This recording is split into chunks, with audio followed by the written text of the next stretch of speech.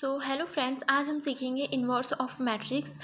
Inverse of matrix को कैसे define करते हैं, इसके क्या क्या फॉर्मूलेज होते हैं और इन्हें किन कंडीशन में अप्लाई किया जाता है, किन कंडीशन में इन्वर्स मैट्रिक्स फाइंड आउट होता है और किन कंडीशन में इन्वर्स मैट्रिक्स फाइंड आउट नहीं होता है।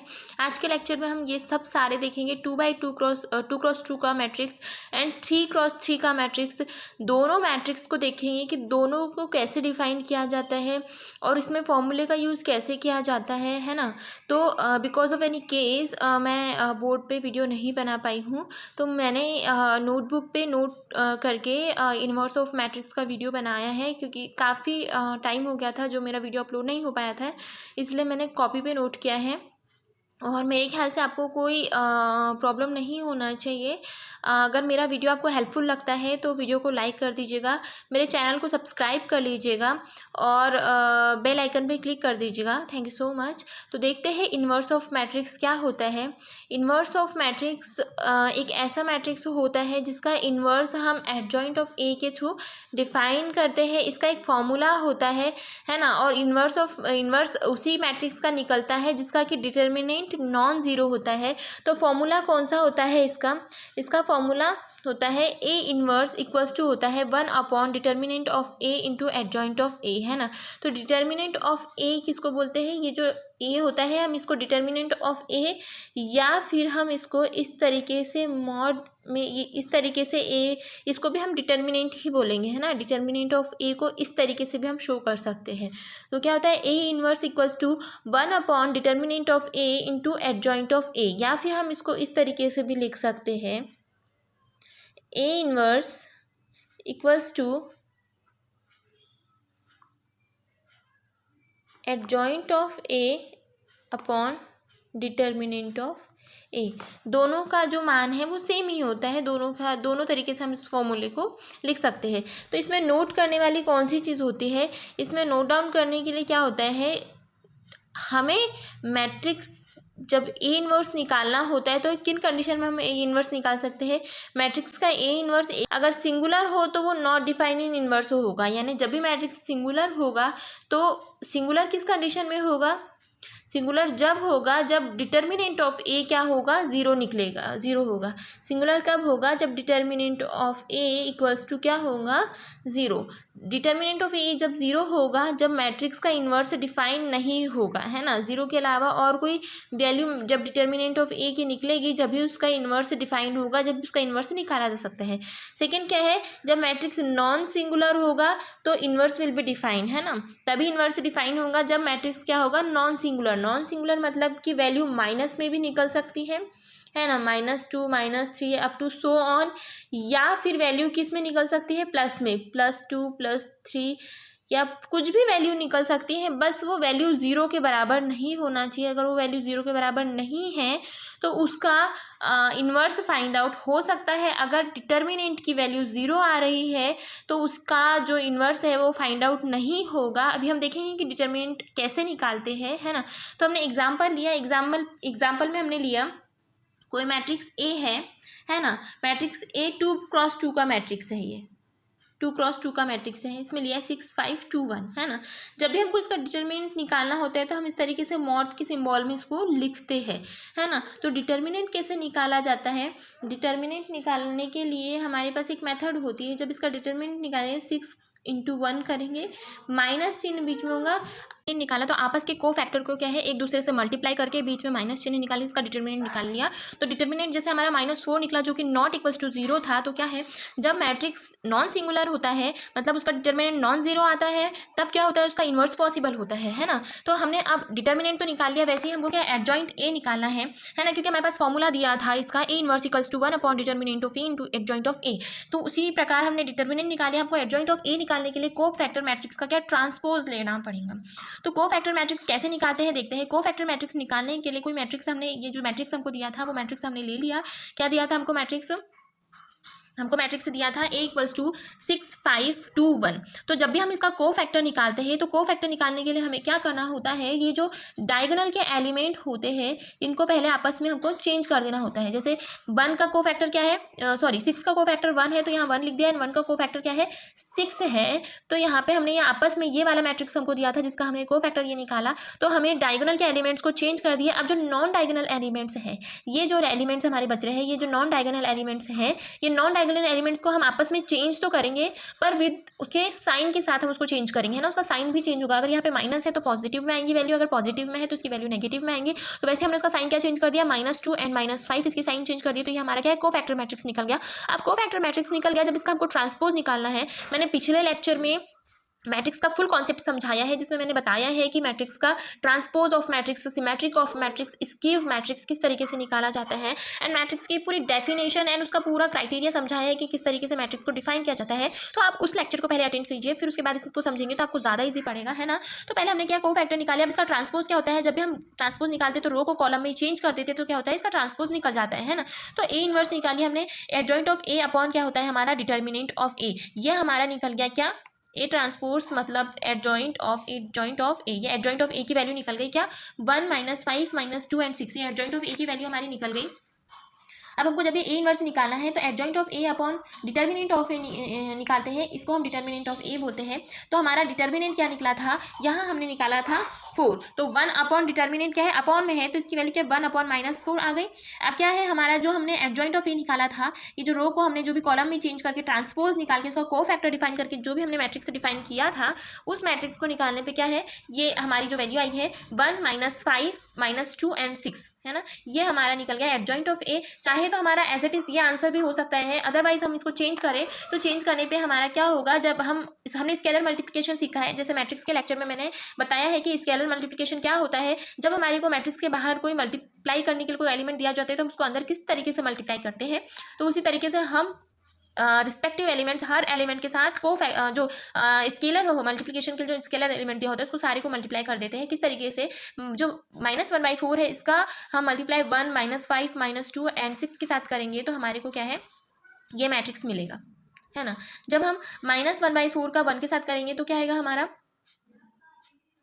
-1/4 आएगा। वैसे ही हम -1/4 का जब -5 के साथ करेंगे तो हमारा 5/4 आएगा। वैसे ही -1/4 का इंटू करेंगे हम 2 के साथ, क्या आएगा 1/2, क्योंकि माइनस माइनस जब आपस में गुणा होगा तो क्या पॉजिटिव साइन बनेगा, ये हमारा नेगेटिव रहेगा। क्योंकि -1/4 का जब हम 6 के साथ मल्टीप्लाई करेंगे तो ये हमारा क्या आ जाएगा, -3/4। कैसे, जब 6 है अपॉन में माइनस में हम 4 लिखेंगे तो हम इसको 2 से काट सकते हैं, है ना। तो इस तरीके से -3/4 इसका आंसर आ जाएगा, है ना। तो इस तरीके से भी हम A11 A21 A12 इस तरीके से हम इसके को फैक्टर निकाल के जो नॉन डायगोनल एलिमेंट्स है उसका सिग्नेचर चेंज करके इस तरीके से हम लिख सकते हैं।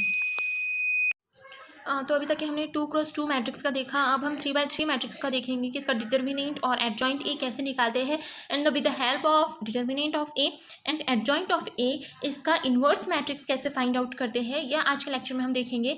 तो क्या है कि पहले हमने ए कोई मैट्रिक्स लिया जिसमें 1 2 -2 -1 3 0 0 -2 1, ये क्या है, ये इतने एलिमेंट है, ये टोटल 9 एलिमेंट्स है। इसका ऑर्डर 3x3 का है। एंड इसका जब हमको डिटर्मिनेंट चेक करना होता है, हमने अभी पहले देखा कि जब डिटर्मिनेंट नॉन जीरो होता है तभी इसका इन्वर्स फाइंड आउट किया जा सकता है। यदि डिटर्मिनेंट जीरो है तो उसका इन्वर्स फाइंड आउट नहीं किया जा सकता। तो सबसे पहले हम इसका डिटर्मिनेंट देखेंगे क्या निकलता है। डिटर्मिनेंट ऑफ ए निकालने के लिए सबसे पहले हम क्या करेंगे, जब भी हमको 3x3 का मैट्रिक्स दिया हो, जब हमको 2x2 का मैट्रिक्स दिया हुआ था तो हमें केवल उसके क्रॉस मल्टीप्लिकेशन करना था और उसको माइनस करके उसका डिटर्मिनेंट निकल जाता था, है ना। उनको आपस में को फैक्टर से मल्टीप्लाई करके घटाना होता था। अब इसमें 3x3 में क्या होता है, इसको फर्स्ट रो को लेंगे, है ना। फर्स्ट रो को लेंगे, सबसे पहले हम इस रो का एक एलिमेंट लेंगे 1, है ना। 1 लिया, फिर हम इसकी रो को, हाँ सॉरी, इसकी कॉलम एंड इसकी रो, है ना, इसकी रो को एंड इसके कॉलम को हाइड कर देंगे। क्या कौन सा एलिमेंट बचा, अगर इस रो एंड इस रो एंड इस कॉलम को जब हाइड करेंगे तो 3 0 -2 1 बचा, तो वहीं हमने लिख दिया 3 0 -2 एंड 1। हाँ, सेम वैसे यहाँ पे पहले प्लस होगा, फिर माइनस, फिर प्लस, इस तरीके से चलेगा। तो फिर माइनस किया, सेकेंड एलिमेंट क्या है इसका 2, तो 2 लिखा, फिर 2 की जो रो है, सॉरी 2 का जो कॉलम है और 2 की जो रो है ना, ये रो होती है एंड ये वर्टिकल कॉलम होता है। तो इसकी रो एंड कॉलम को हमने हाइड कर दिया। जो एलिमेंट बचे -1 0 0 1, -1 0 0 1 ये हमने नोट डाउन कर लिए। फिर उसके बाद में बचा ये पॉजिटिव में रहेगा बाद वाला, तो -2 है तो उसको माइनस प्लस माइनस माइनस तो -2 एंड फिर इसके हम कॉलम और third column and third row को हाइड करके जो भी एलिमेंट्स बचेंगे उन एलिमेंट्स को लिख देंगे, है ना। हमने एलिमेंट्स लिख दिए। उसके बाद में हम क्या करेंगे, ये एलिमेंट्स लिखने के बाद में अब हम इसको अंदर, जैसे हमने डिटर्मिनेंट पहले निकाला था, इसका क्रॉस मल्टीप्लिकेशन करके बीच में माइनस का साइन लेके इसको सॉल्व करेंगे। तो 1 है, इसका कैसे निकलेगा, 3 - 0 -2 है तो -1 इंटू 1 क्या हुआ -1 एंड -0 एंड फिर -2, फिर क्या है ये माइनस का 1 है एंड माइनस का 2 है तो ये क्या हो जाएगा +2 एंड -3 इंटू 0 = 0। तो इसको जब =2 का जब इसको खोलेंगे तो क्या होगा, यहाँ पे 3 आएगा, है ना। यहाँ क्या होगा माइनस का 1 एंड यहाँ पे 2, तो इसका अंदर मल्टीप्लाई, तो 3 का 3 -2 इंटू -1 का प्लस का 1 माइनस माइनस प्लस हो जाएगा। वैसे ही -2 इंटू 2 क्या हो गया 4, -2 माइनस का है और ये प्लस का 2 है तो माइनस का चिन्ह लगेगा एंड इंटू करेंगे तो 4 उसका निकलेगा। अब जब इसका डिटर्मिनेंट निकालना है तो डिटर्मिनेंट निकाला तो क्या निकला हमारा 5 - 4 = क्या निकला 1। ये डिटर्मिनेंट क्या निकला, नॉन ज़ीरो।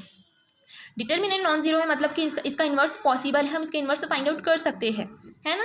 जब भी डिटर्मिनेंट नॉन जीरो होता है तो वो एलिमेंट नॉन सिंगुलर होता है, उसका डिटर्मिनेंट फाइंड आउट किया जा सकता है। तो डिटर्मिनेंट फाइंड आउट करने के लिए हमारा डिटर्मिनेंट निकल गया, इन्वर्स फाइंड आउट करने के लिए हमको कोफैक्टर मैट्रिक्स ए निकालना होगा, है ना। पहले हम इसकी एक छोटी सी ट्रिक देख लेते हैं, इसके हेल्प से भी निकाल सकते हैं और हम देखेंगे। तो हम इसका कोफैक्टर मैट्रिक्स किस तरीके से निकालेंगे। कोफैक्टर मैट्रिक्स निकालने के लिए ऐसे ही हमें सारे एलिमेंट्स का लेना पड़ेगा, है ना। जैसे मैं इस पे लिख के आपको बता दूं, मान के चलिए हमारे पास मैट्रिक्स क्या दिया है 1 2 -2, उसके बाद -1 3 एंड 0, उसके बाद 0 -2 एंड 1। इस तरीके का हमारा ये मैट्रिक्स है ना। अब इस मैट्रिक्स का हमको कोफैक्टर फाइंड आउट करना है, कोफैक्टर डिफाइन करना है, तो हम किस तरीके से करेंगे, है ना। किस तरीके से करेंगे, हम पहली इसमें हम ऐसे नहीं लेंगे जैसे डिटर्मिनेंट में हम कैसे एलिमेंट्स ले रहे थे कि इसका एलिमेंट्स लिया, है ना। फिर उस तरीके से नहीं लेना है, इसमें हम ऐसे लेंगे कि एलिमेंट्स तो लेंगे पर इसका मल्टीप्लाई नहीं करेंगे और हर एलिमेंट को लेंगे, है ना। हर एलिमेंट को लेंगे। तो कोफैक्टर मैट्रिक्स कैसे निकलता है, कोफैक्टर मैट्रिक्स कैसे निकलता है। कोफैक्टर मैट्रिक्स निकालने के लिए क्या होता है, पहले इस रो का इस 1 को लेंगे तो ये 1 के नीचे के कॉलम और इसकी रो दोनों को हाइड कर देंगे। तो हमारे जो भी एलिमेंट बचे उसको नोट कर लेंगे हम। क्या बचा हमारा 3 0 -2 एंड 1, यही बचा, है ना। वैसे ही हमारा A11 निकल गया, है ना। जो आगे कोफैक्टर मैट्रिक्स में जो हम नोट करेंगे, कोफैक्टर जो भी रहेंगे हमारे, कोफैक्टर निकाल रहे हैं हम, 1 का कोफैक्टर ये निकला। फिर 2 का कोफैक्टर निकालने के लिए हम 2 की रो एंड 2 के कॉलम को हाइड कर देंगे। क्या बचेगा हमारा, जब हमने 2 की रो एंड 2 के कॉलम को हाइड किया तो क्या बचेगा, इस कॉलम और इस रो को, तो -1 0 0 1, -1 0 एंड 0 1, है ना। अब तीसरे नंबर पे हमारा बचेगा, जब हम -2 का जो ये है इसको जब हाइड करेंगे, इसके कॉलम और इसकी रो को हाइड करेंगे तो 1 3 0 2 बचेगा। तो क्या हो जाएगा 1 3 0 एंड -2, यही बचेगा हमारा 1 3 0 एंड -2, है ना। फिर हम क्या करेंगे, ये वाला अब इस एलिमेंट का लेंगे इसका कोफैक्टर। तो इसका कोफैक्टर निकालने के लिए हमें क्या करना पड़ेगा, जब हम इसका कोफैक्टर निकालेंगे तो इसी तरीके से इस वाली रो एंड इस वाले कॉलम को हाइड कर देंगे, इस वाली कॉलम और इस वाली रो को हाइड कर देंगे। तो क्या बचेगा 2 -2 एंड 1, 2 -2 एंड 1, है ना। अब हमारा नेक्स्ट क्या होगा, नेक्स्ट में हमारा ये वाला बचेगा। नेक्स्ट में कौन सा, नेक्स्ट में हमारा ये 3। तो 3 का कोफैक्टर निकालने के लिए हम इस वाले कॉलम और इस वाली रो को हाइड कर देंगे। जब इस कॉलम और इस रो को हाइड किया तो 1 -2 0 एंड 1, 1 -2 0 एंड 1, है ना। 1 -2 0 एंड 1 ये बचा। अब हम तीसरे नंबर पे क्या देखेंगे, जब हम 0 का कोफैक्टर देखेंगे तो इस कॉलम और इस रो को हाइड कर देंगे तो 1 3 0 एंड -2, 1 3 0 एंड -2, यही एलिमेंट बचे हमारे। -1 है ना, ये माइनस का है। अब नेक्स्ट में हम देखेंगे जब 0 का कोफैक्टर निकालेंगे, इस वाले जीरो का कोफैक्टर निकालेंगे तब क्या होगा हमारा, जब भी हम जीरो का कोफैक्टर निकालेंगे तो हमारे कौन कौन से एलिमेंट बचेंगे, हमको इस रो को एंड इस कॉलम को हाइड कर देंगे तो 2 - 2 3 एंड 0, 2 - 2 3 एंड 0 है ना। सेम ऐसी प्रोसेस इसमें भी होंगी। अब हमने इसका निकाल लिया, जीरो का, अब -2 का निकालेंगे तो इस कॉलम को और इस रो को हाइड करेंगे, ये जो कॉलम है ये हाइड हो जाएगा और नीचे की रो हाइड हो जाएगी, तो 1 - 1 - 2 0,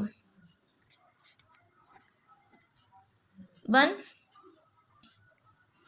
- 1 - 2 0, 1 - 1 - 2 एंड 0।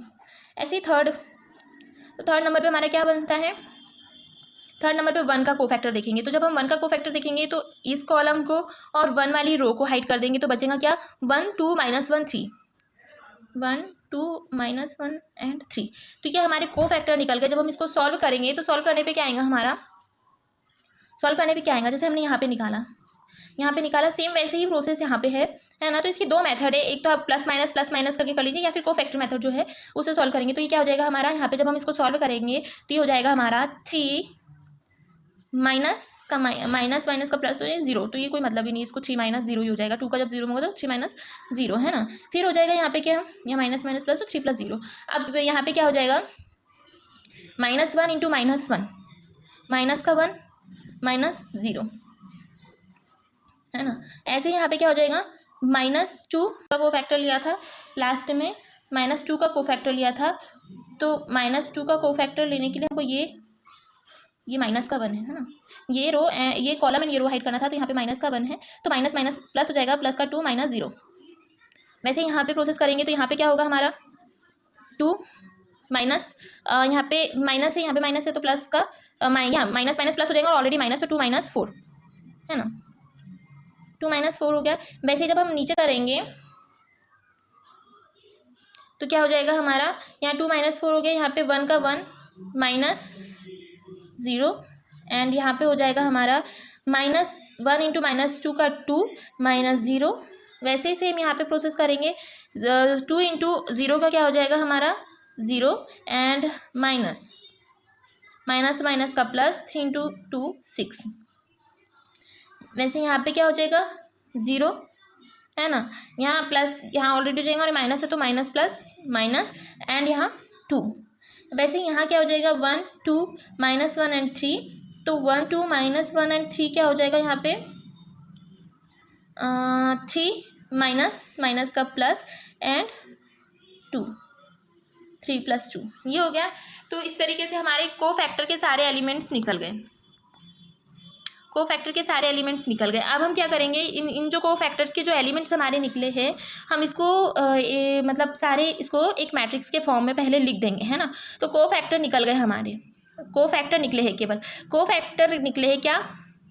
अब इसको कोफैक्टर मैट्रिक्स बनाने के लिए क्या करेंगे वो पहले देखेंगे हम। कोफैक्टर क्या निकले हमारे यहाँ 3, ये -1 एंड 2 - 0 क्या हो गया हमारा 2 - 0 हो गया हमारा 2। वैसे यहाँ के क्या निकले 2 - 4 मतलब -2, ऐसे ही 1 - 0 1 एंड हो गया हमारा 2 - 0 2।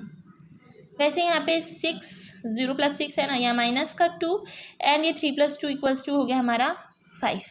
ये हमारे कोफैक्टर निकल गए।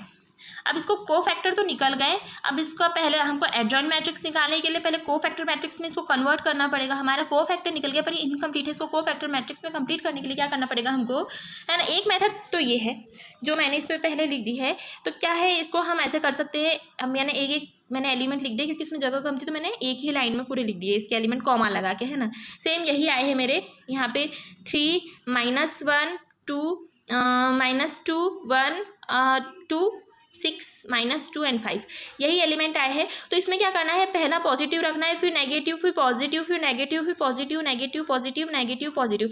3 × 3 का मैट्रिक्स है, तो अब इस ट्रिक की हेल्प से सारे जो एक एक एलिमेंट आएंगे उसको कोफैक्टर के रूप में लिख सकते हैं। सेकंड ट्रिक क्या है इसका, सेकंड क्या है इसका मेथड, कोफैक्टर मेथड है। तो उसको कैसे अप्लाई करेंगे हम कोफैक्टर में क्या करते थे, जब 2 × 2 का था तो उसके जो डायगोनल एलिमेंट्स होते थे उन डायगोनल एलिमेंट्स को कोफैक्टर को हम चेंज कर देते थे एंड डायगोनल एलिमेंट्स को केवल हम पॉजिटिव रखते थे, है ना। डायगोनल एलिमेंट्स को उसका पहले कोफैक्टर निकाल लेते तो हमने वैसे इसके कोफैक्टर निकाल लिए। अब कोफैक्टर मैट्रिक्स बनाने के लिए उसके डायगोनल पे सेम साइन रहता था और जो नॉन डायगोनल एलिमेंट्स होते थे उसके साइन चेंज हो जाते थे, है ना। तो इसके डायगोनल एलिमेंट्स कौन से हैं? 2x2 मैट्रिक्स का, जैसे कोई 2x2 मैट्रिक्स है ना, ABCD, तो उसके डायगोनल एलिमेंट्स केवल ये दोनों हैं। और ये और ये वाला है, ये नॉन डायगोनल है। पर इसमें क्या होता है, ये डायगोनल एलिमेंट्स है, इसमें दो डायगोनल बनते हैं, एक ये वाला डायगोनल है और एक ये डायगोनल है ना। तो इसमें दो डायगोनल बनते हैं। तो ये दो डायगोनल एलिमेंट्स को छोड़ के नॉन डायगोनल एलिमेंट्स कौन कौन से हो गए? ये और ये बनते हैं डायमंड शेप में। ये -1 है तो ये बनता है हमारा डायमंड शेप में। जब इसको डायमंड शेप एलिमेंट भी बोलते हैं। तो ये केवल इन एलिमेंट्स का साइन चेंज करना है हमको, 4 एलिमेंट्स का, बाकी एलिमेंट्स का साइन सेम रखना है। तो जैसे कि यहाँ पे देखो, यहाँ पे क्या है, 3 1 2 2, तो यहाँ पे देखो ये जो है ये क्या हो जाएगा, पॉजिटिव में आ जाएगा। ये -1, वैसे यहाँ -1 पॉजिटिव में आगे देखा। यहाँ पे जो -2 है ये वाला एलिमेंट है, ये 2 पॉजिटिव में आ गया, है ना। तो ये देखिए आप, ये डायगोनल ये वाले, इनको और इनको छोड़ के ये 1 2 2, ये 1 2 2 2, ये जो चारों जो डायगोनल पे जो एलिमेंट थे इनके साइन चेंज हो चुके हैं, है ना। ये नॉन डायगोनल एलिमेंट्स के साइन चेंज हो चुके हैं, बाकी डायगोनल एलिमेंट्स के साइन एज इट इज़ है। तो ये हमारा कोफैक्टर मैट्रिक्स निकल गया, है ना। तो इस तरीके से भी हम निकाल सकते हैं। और प्लस माइनस पहले कोफैक्टर निकाल लेना, फिर उसके प्लस माइनस करके सारे एलिमेंट्स में मान के चलो, यहाँ तो ये प्लस, ये माइनस, फिर प्लस, फिर माइनस, फिर प्लस, फिर माइनस, ऐसे अगर माइनस वाला एलिमेंट है तो प्लस हो जाएगा। जो ये डायगोनल, ये जो उस पर डायमंड शेप में जो एलिमेंट है, अगर ये एलिमेंट माइनस का है तो ये पॉजिटिव हो जाएगा, अगर पॉजिटिव है तो नेगेटिव हो जाएगा। ये भी अगर पॉजिटिव है तो नेगेटिव हो जाएगा, नेगेटिव है तो पॉजिटिव। सेम दोनों एलिमेंट भी इसी तरीके से होंगे, बाकी जो डायगोनल के एलिमेंट्स है वो सेम रहेंगे, है ना। अब इसका कोफैक्टर मैट्रिक्स निकल गया। अब क्या इसका एडजॉइंट मैट्रिक्स निकालना है। तो कोफैक्टर मैट्रिक्स का क्या ट्रांसपोज जब लेंगे, कोफैक्टर मैट्रिक्स का ट्रांसपोज लेने पर हमको क्या मिलेगा, हमको मिलेगा इसका एडजॉइंट मैट्रिक्स मिल जाएगा। और ट्रांसपोज कैसे निकालते हैं मैंने मैट्रिक्स वाले लेक्चर में पूरा समझाया है। ट्रांसपोज निकालने के लिए हम क्या करते हैं, रो को कॉलम में चेंज कर सकते हैं, या फिर अपोजिट इसका कॉलम को रो में चेंज कर देते हैं। जितने रो है उनको सारे को कॉलम में चेंज कर देते हैं। तो ये 3 1 2 जो है, इसको हमने, ये जो रो है 3 1 2, इसको 3 1 2 कॉलम में लिख दिया। 2 1 2 है तो इसको 2 1 2 कॉलम में लिख दिया। 6 2 5 रो है तो इसको 6 2 5 कॉलम में लिख दिया। तो ये हमारा मिल गया है एडजॉइंट ऑफ ए। अब एडजॉइंट ऑफ ए मिलने के बाद में हम इसका निकालेंगे इन्वर्स मैट्रिक्स। तो इन्वर्स मैट्रिक्स का फॉर्मूला हमारे पास दिया गया है। इन्वर्स मैट्रिक्स का फॉर्मूला है 1 determinant of A into adjoint of A. तो इक्वल्स टू हम इसको ऐसे भी लिख सकते हैं, adjoint of A upon determinant of A. तो हमारा जो था डिटर्मिनेंट क्या निकला 1, तो इसके हमारी वैल्यू में कोई अंतर नहीं आएगा। एडजॉइंट ऑफ ए हम निकाल चुके हैं, हम एज इट इज़ उसको लिख देंगे। तो हमारा inverse matrix as it is जो हमने एडजॉइंट ऑफ ए निकाला था वही सेम हमारा निकलेगा, क्योंकि हमारा डिटर्मिनेंट क्या निकला था 1। तो हम इसको हम इन्वर्स मैट्रिक्स या फिर हम इसको ए इन्वर्स करके हम इसको शो कर सकते हैं, हमारा आंसर निकल गया। तो इस तरीके से हम 2x2 एंड 3x3 का जो मैट्रिक्स है उसका determinant and adjoint find out करके उसका हम इन्वर्स फाइंड आउट करते हैं। इस तरीके से हम मैट्रिक्स का इन्वर्स निकालते हैं। और आपको यदि मेरा वीडियो हेल्पफुल लगा है तो इसे लाइक कर दीजिए, शेयर कर दीजिए और मेरे चैनल को सब्सक्राइब कर दीजिए। Thank you so much.